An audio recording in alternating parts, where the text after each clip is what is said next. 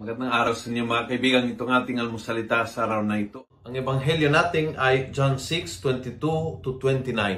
Sabi ng ebanghelyo, "Truly I say to you, you look for me, not because of the signs which you have seen, but because you ate bread and were satisfied. Work then not for perishable food, but for the lasting food which gives eternal life." Work for eternal life. Yun ang payo ng Panginoon. Huwag mong isayan ang buong buhay mo para lang sa pera na gagamitin mo sa pambayad ng Meralco, ng groceries, ng palengke, at ng kung ano-ano pamasahe. Huwag lang dyan ang magiging end of your life. Yung bayaran yung mga bills na yan. Working para lang sa mga material na bagay na ginagawa natin, yung pagkain natin, yung damit natin, yung aral natin, yung expenses natin. Don't spend your whole life para sa mga bagay na yan lamang. Work for eternal life. Mabuhay ka, magtrabaho ka, magtiyaga ka, mag-commit ka, masigla ka sa gawain para sa Panginoon. Para sa Panginoon.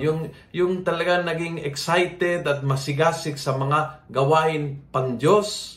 At yun ay magbibigay sa iyo ng buhay na walang hanggan umpisa ngayon. Ng ligaya na matikim mo sa langit pero ngayon pa man, maramdaman mo yung matitinding ligaya. Nung nakaraan, kahapon lang nag-evaluate kami ng Pastoral Council na nakaraang Holy Week. At yun po isa sa mga bagay na lumitaw na uhaw tayo ng Diyos ngayong pandemya.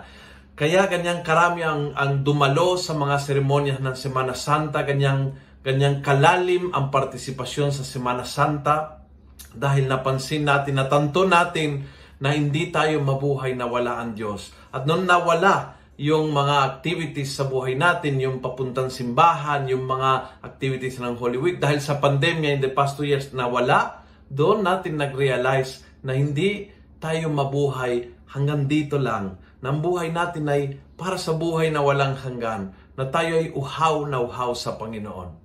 Sana mag-realize at maging gutom sa mga bagay na makalangit at magbigay ka ng pansin, ng sigla, ng commitment, ng energy mo para sa mga bagay. Hindi lang na matatapos dito, kundi naabot ng langit. Kung nagustuhan mo ang video ito, please pass it on. Punuin natin ng good news ang social media. Gawin natin viral, araw-araw ang salita ng Diyos. God bless.